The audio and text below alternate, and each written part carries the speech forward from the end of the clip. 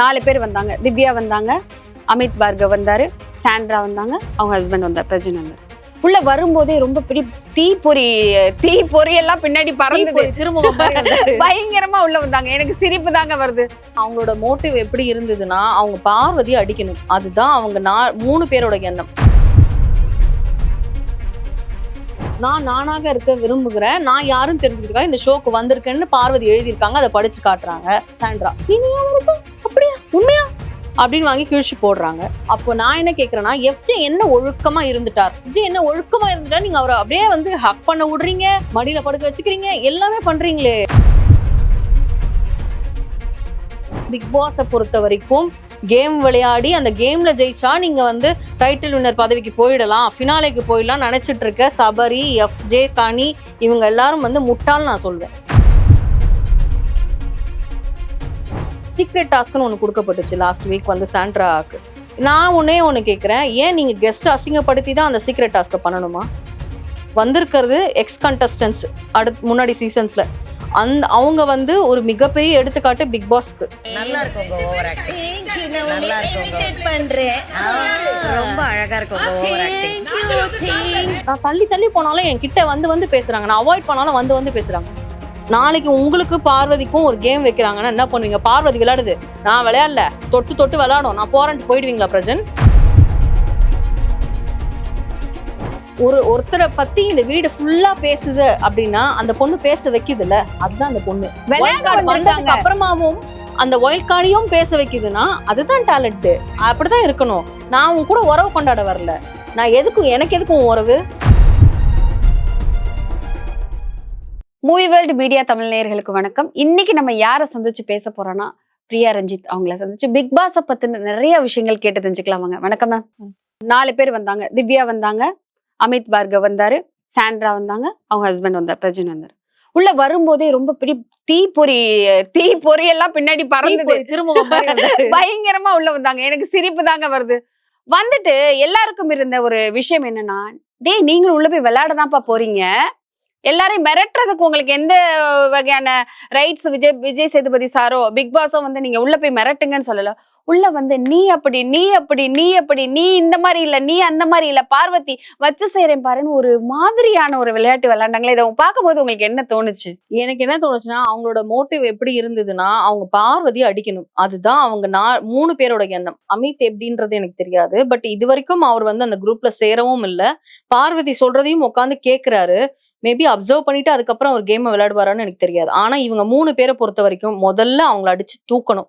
அவங்க நெகட்டிவ் அந்த நெகட்டிவே அந்த வீட்டுக்கு இருக்கக்கூடாது. அவங்கள வந்து முதல்ல அடிச்சு தூக்கணும், இல்ல தூக்கி வெளியில எரிஞ்சிடணும் அப்படிங்கிறது அவங்க 3 பேரோட மோட்டிவா இருக்கு. அதுக்கேத்த மாதிரி அவங்க வந்த அந்த ஃபர்ஸ்ட் டே வந்து எல்லா வைல்ட் கார்டு வரும்போதுமே எல்லா கண்டஸ்டுமே தெரிஞ்சுக்கணும்னு ஆசைப்படுவாங்க, கேட்பாங்க. சில பேர் என்ன, எஃப்ஜே மாதிரி ஆட்கள் என்ன பண்ணுவாங்கன்னா, கூட பழகி கொஞ்ச நாள் போனதுக்கு அப்புறம் சரி சொல்லு என்னை பத்தி வெளில என்ன பார்த்த அப்படின்னுவாங்க. அப்போ உங்க கூட நெருக்கமா பழகினதுக்கு அப்புறமா அக்கான்னு சொல்லி பழகினதுக்கு அப்புறமா அதை நீங்க அந்த மாதிரி உங்ககிட்ட இருந்து விஷயத்த கறக்குற ஆட்கள் இருக்கிறாங்க. அதுதான் எஃப்ஜே மாதிரி ஆட்கள்.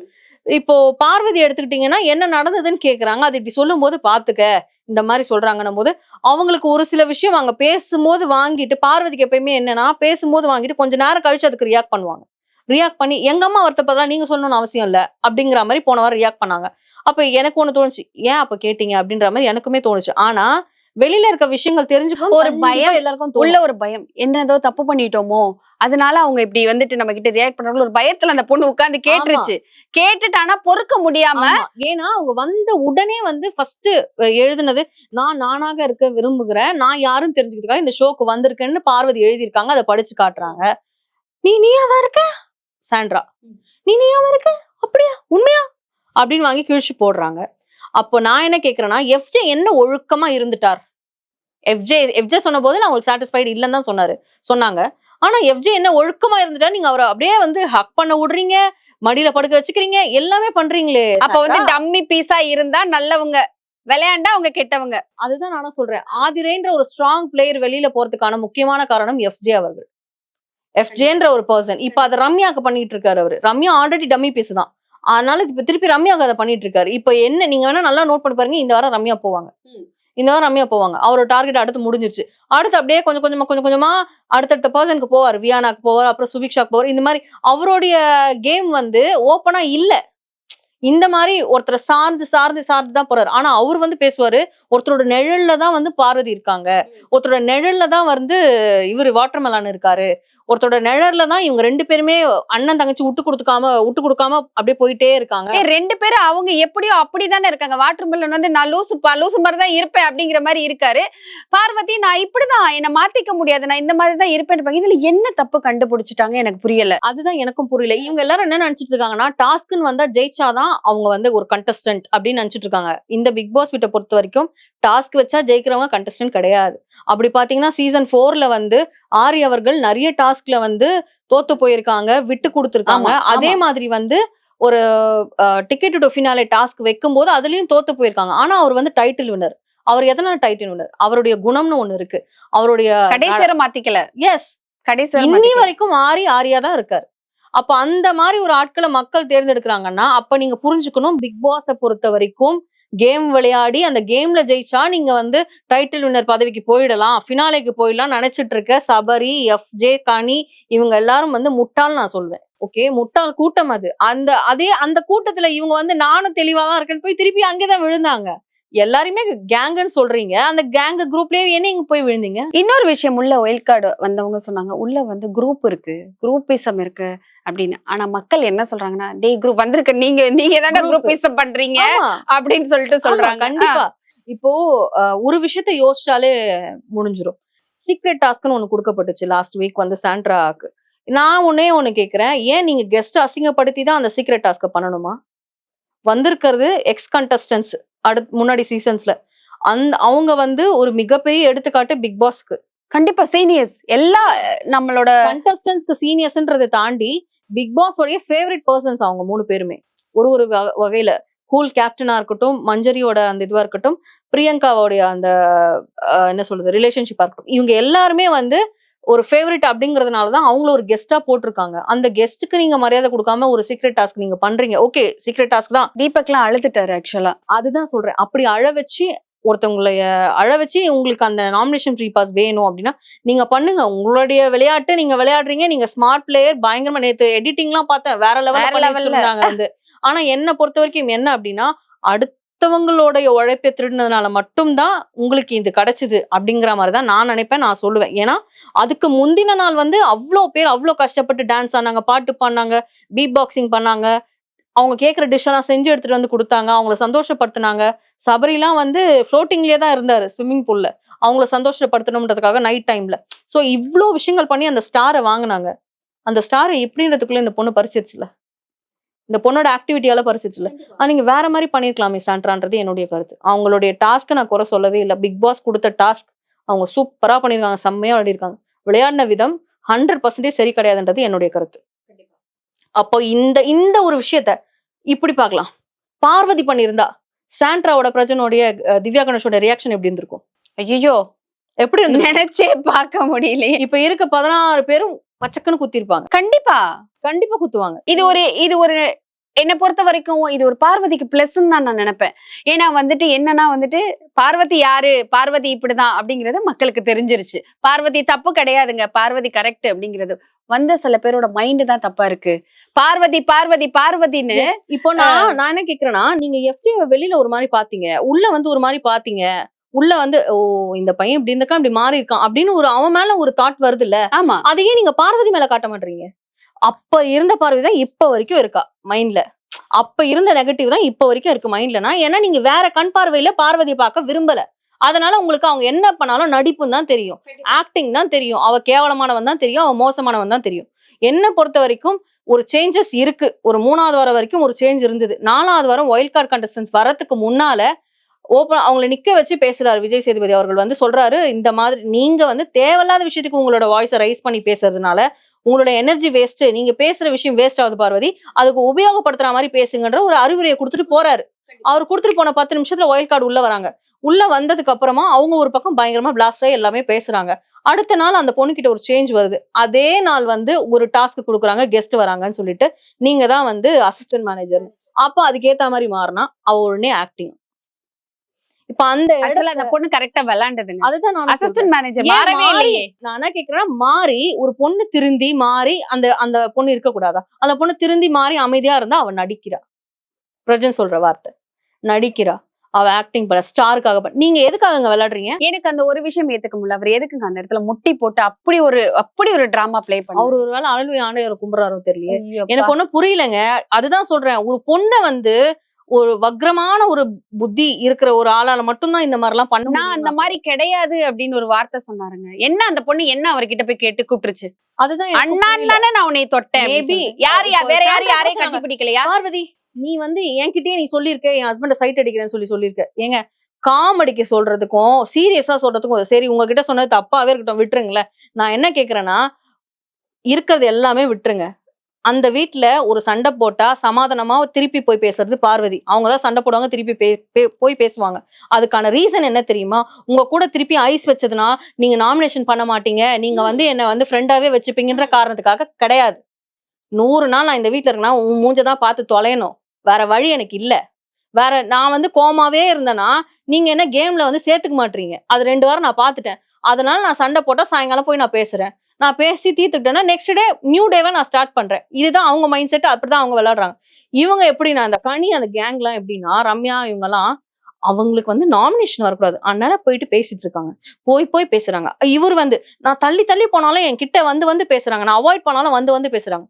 நாளைக்கு உங்களுக்கு பார்வதிக்கும் ஒரு கேம் வைக்கிறாங்கன்னா என்ன பண்ணுவீங்க? பார்வதி விளையாடுது, நான் விளையாடல, தொட்டு விளையாடும், நான் போறேன்ட்டு போயிடுவீங்களா பிரஜன்? ஒருவேளை போயிருவாரு. அவர் செஞ்சாலும் போயிருவாரு ஒருவேளை. ஒரு நல்ல ஒரு உத்தமர், அதனால அதை செஞ்சிருவாரு. இல்லங்க அந்த விஷயத்தை ஏத்துக்க முடியல. நான் அந்த மாதிரி எல்லாருமே கிடையாது ஏத்துக்க முடியல. அப்படின்னு சொல்லும் போது அந்த பிள்ளை அந்த இடத்துல ஓப்பனா சொல்லுது, அண்ணன் தான் வந்து தொட்டேன்னு. என்னோட ஒரு கேள்வி, வேற யாரையும் தொட்டு பேசுறது இல்லையா? வேற யாரையும் கட்டி பிடிக்கிறது இல்லையா? அவங்க ஒய்ஃப் வந்து எஃப்ஜே கட்டி பிடிச்சாரு. இவர் வந்து நல்ல ஹஸ்பண்ட், நல்ல சன், நல்ல ஃபாதர். உங்களை எந்த பொண்ணையும் நீங்க தொட விட மாட்டீங்க. உங்க ஒய்ஃப வந்து எஃப்ஜேன்றவர் வந்து கட்டி பிடிக்கிறார். அது அக்கா தம்பின்ற முறையில தான் கட்டி பிடிக்கிறார். அது எனக்கு பிரச்சனை கிடையாது. அவங்க ஏன்னா அக்கா தம்பி கட்டி பிடிச்சுப்பாங்க, அண்ணன் தங்கச்சி கட்டி பிடிச்சுப்பாங்க, அதெல்லாம் ஓகே. ஆனா உன்னை ஒரு பொண்ணு அண்ணன் சொல்லிட்டு வைக்கிறதே உனக்கு தப்பா தெரியுதே. ஏன்னா பார்வதி தப்புங்க. பார்வதி தப்பு. அதுதான் சொல்றேன். அந்த பொண்ணு தப்புன்றதுனால அப்படி சொல்லுவாங்க. ஒருத்தவங்கள தூக்கணும்னு நினைச்சா அந்த இடத்தை இவர் ஃபில் பண்ணதுக்காக தூக்குறாரு. அப்படிதான் நான் நினைப்பேன். இன்னைக்கு காலையில கூட ஒரு விஷயம் வந்து 3 பேரும் டிஸ்கஸ் பண்றாங்க. ஆனா குரூப் இல்லன்னு சொல்றாங்க. திவ்யா, சாண்ட்ரா, பிரஜன் இவங்க 3 பேருமே சொல்றாங்க பார்வதி வந்து விஷம். பார்வதி வந்து அதுகிட்ட இன்னும் இப்பவும், அதாவது சாட்டர்டே எபிசோட் முடிஞ்சு போச்சு, போன வாரம் கடந்து போச்சு. ஆனா இப்பவும் ஸ்டில் அவங்க 3 பேரோட மென்டாலிட்டி வந்து அப்படிதான் இருக்கு. இன்னொரு விஷயம் என்ன அப்படின்னா இவங்க 3 பேரும் ஸ்ட்ராங்கா ஒரு பிளான் போடுறாங்க. இவங்களுடைய வலையில விடுறாங்கன்னு தான் நான் சொல்வேன். கனி, ரம்யா, எஃப்ஜே இவங்க எல்லாருமே. எனக்கு தெரிஞ்சு இவங்க எல்லாரையும் தூக்கிட்டு இவங்க 3 பேர் ஃபைனல்ஸ் போறதுக்கு தான் பிளான் பண்ணிட்டு இருக்காங்க. குரூப்பா பிரிச்சு தான் இதை பண்றாங்க.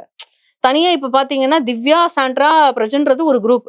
ஆனா இந்த 3 பேர் வந்து தனியா அப்படியே பல்கா ஆட்டி வைக்கிறாங்க. ஆமா, அப்படியே தூக்குறாங்க. அது வந்து இங்க இருக்கிற இந்த கூட்டத்துக்கு புரிய மாட்டேங்குது. இந்த கூட்டத்துக்குள்ள வந்து இவ பார்வதி வந்து வரமாட்டேன்னு சொல்றாங்க.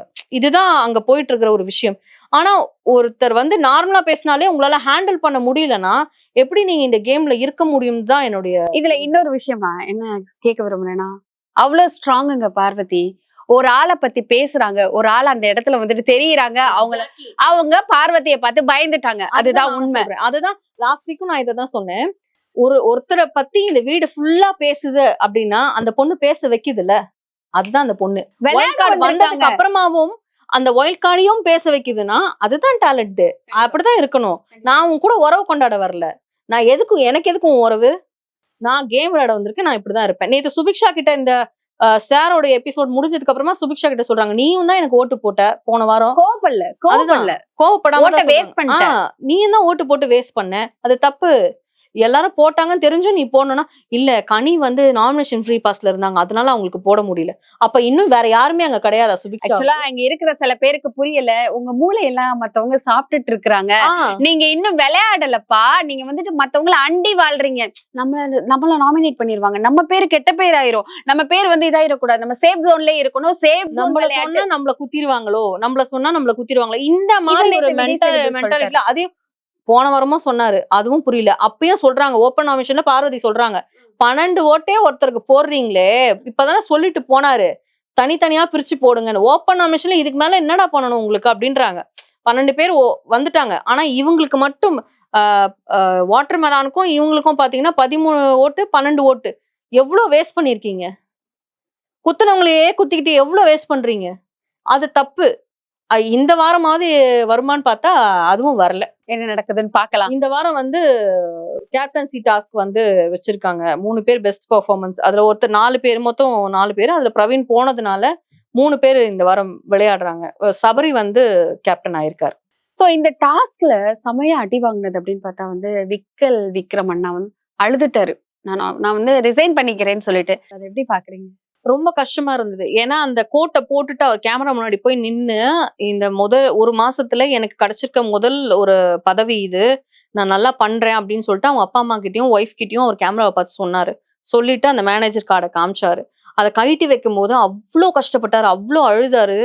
அது ஏன்னா எனக்கு அதுதான் நான் திருப்பியும் சொல்றேன். ஒருத்தருடைய உழைப்ப அழிச்சு இவங்க ஒரு சீக்ரெட் டாஸ்க் வந்து வின் பண்ணிருக்காங்க. இதனால உங்களுக்கு என்ன லாபம்? 5 நாள் இருப்பீங்க, அவ்வளவுதாங்க. ஆனா அந்த வீட்டுல 70 நாள் அந்த பர்சன்ஸ் கூட நீங்க வந்து இன்னும் டிராவல் பண்ணணும். நீங்க அதை யோசிக்கணுமா, இதை யோசிக்கணுமா?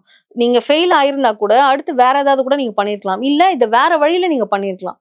அதுதான் விக்ரமோட ஆதங்கமா இருந்தது. எபிசோட்ல கூட அவர் சொல்லும் போது என்கிட்ட சொல்லிருக்கலாம்ல அப்படிங்கிற மாதிரி சொன்னார். சீக்ரெட் டாஸ்க் சொல்ல முடியாது, அது வேற விஷயம். ஆனா அவர் பதவிக்கு ஒரு இது வராம அதை பண்ணிருக்கலாம். பண்ணிக்கலாம்னு சொன்னார்ல. பிக் பாஸ் வந்துட்டு அதுல ஒரு விஷயம் அவங்க எங்க போனாங்க? பிரசிடென்ட் கிட்ட தான போனாங்க. அதுதான் சொல்றேன். இது சாண்ட்ராவோட ட்ரிக். என்ன ட்ரிக் அப்படின்னா, எவ்வளவு ஒரு மாஸ்டர் பிளான் அப்படின்னா, இந்த நாமினேஷன் ஃப்ரீ பாஸ்ன்றது வந்து பார்ட்னர் இல்ல நீங்க 2 பேர்ல யாராவது ஒருத்தருக்கு தான் அப்படின்னும் போது, நான் இல்ல என் புருஷன் தான், எங்க 2 பேர் தாண்டி அது வெளியில போயிடக்கூடாது. சோ அதுல கூட கண்டிங்க வெளியில போயிடக்கூடாது. அதனால நான் என் புருஷனையே வந்து நான் தேர்ந்தெடுத்துக்கிறேன். சோ நான் வந்து இவங்க வந்து இண்டிவிஜுவலா தனித்தனியா பிளே பண்ண வந்திருக்காங்களாம். என்ன பொறுத்த வரைக்கும் இந்த ஒரு பிளானுக்கு மாஸ்டர் மைண்டோட நீங்க கரெக்டான ஒரு பிளேயரா இருந்திருந்தால், இண்டிவிஜுவல் பிளேயரா இருந்திருந்தால், சாண்ட்ராக்கு சொல்றேன், பிரவீனை தேர்ந்தெடுத்திருக்கலாம், இல்ல சபரியை தேர்ந்தெடுத்திருக்கலாம், யார வேணாலும் தேர்ந்தெடு. ஆனா உங்க ஹஸ்பண்டே நீங்க தேர்ந்தெடுக்கிறது இது வந்து இண்டிவிஜுவல் கிடையாது. பிரவீன் உள்ள இருந்திருப்பாரு. எஸ், இண்டிவிஜுவல் கிடையாது. இது வந்து கண்டிப்பா வந்து என்ன சொல்றதுன்னா, இவங்க கப்புலா தான் விளையாடுறாங்க, இண்டிவிஜுவலா விளையாடல. அது என்னோட பெரிய கருத்து. இன்னொன்னு வந்து இதுல விக்ரம் வந்து அன்னைக்கு ஃபுல்லா அவ்வளவு ஆக்டிவா வச்சிருந்தாரு. அந்த அந்த ஹோட்டல் டாஸ்க்ல வந்து அவங்க கெஸ்ட் எல்லாம் அவ்வளவு சந்தோஷப்படுத்தி அவ்வளவு சந்தோஷமா வச்சிருந்தாரு. இப்படின்றதுக்குள்ள 3 பேரோட ஸ்டாரும் போச்சு, இவரோட பதவி போச்சு. அது எல்லாமே வந்து அவங்க ஒருத்தவங்களாலதான் அது ஆச்சு. அவங்க இதுக்கப்புறம் என்ன சொன்னாலும், சமாதானம் சொன்னாலும் அது வந்து ஏத்துக்க மாட்டாங்க. ஏன்னா அவங்களுடைய உழைப்பு போயிடுச்சு. அதனால அதை ஏத்துக்கவே மாட்டாங்க. உங்களுடைய ஒருத்தருடைய நாமினேஷன் ஃப்ரீ பாஸ்க்காக நீங்க 5 பேரோட இதுல நீங்க விளையாடிருக்கீங்க, கேம்ல விளையாடிருக்கீங்க. அப்ப அது கண்டிப்பா அது ரிவீட் அடிப்பாங்க உங்களுக்கு. கண்டிப்பா இந்த வாரம் நாமினேஷன்ல சாண்ட்ரா வருவாங்க. அதுதான் கேட்கலாம்னு நினைச்சேன். நாமினேஷன்ல யார் யார் வருவா? நான் சொல்லட்டுமா? நாமினேஷன் ஃப்ரீ பாஸ் அவங்க ஹஸ்பண்டுக்கு தருவாங்க.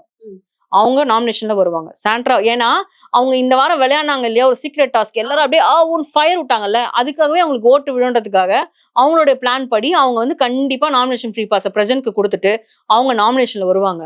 எனக்கு தெரிஞ்சு திவ்யா, சாண்ட்ரா, எப்பயும் போல வாட்டர் மெலான் பார்வதி, அப்புறம் விக்ரம் இன்னைக்கு வந்து கொஞ்சம் நல்லா போல்டா ஆக்டிவா பேசுறதுனால அவர் வரதுக்கும் நிறைய வாய்ப்பு இருக்கு. சோ அவரும் வந்துருவாரு. மத்தபடி பார்த்தா சுபிக்ஷா வருவாங்க. சுபிக்ஷா எனக்கு தெரிஞ்சு இந்த வாட்டி ஓட்டிங்ல பார்த்தா 2 மேல் கண்டஸ்டன்ட் தான் இருக்கும். மத்தது எல்லாமே ஃபீமேல் கண்டஸ்டன்ஸ் தான். அப்ப இவரு சபரி வந்து கேப்டன் ஆயிட்டாரு. இப்ப எஃப்ஜே, கம்ருதீன் இவங்க எல்லாம் எங்க போனாங்கன்னு தெரியல. சோ பாலிடிக்ஸ் இருக்குங்க, பாலிடிக்ஸ் இருக்கு. இந்த வாரம் இவங்க இந்த ரம்யா, அரோரா இவங்க எல்லாம் இருக்காங்க. இந்த மாதிரி ஆட்கள் போயிட்டோம், அடுத்த வாரம் இன்னொருத்தரை இறக்குவோம் அப்படிங்கிற மென்டாலிட்டியில தான் இவங்க ஓட்டிங்கே போறாங்க. கண்டிப்பா. சோ அடுத்த வாரம் என்ன நடக்குது அப்படிங்கிறது இப்பவே ஆர்வமா இருக்கு. என்ன நடக்க போகுது, யார் என்ன பண்ண போறாங்கன்னு பார்க்கலாம்.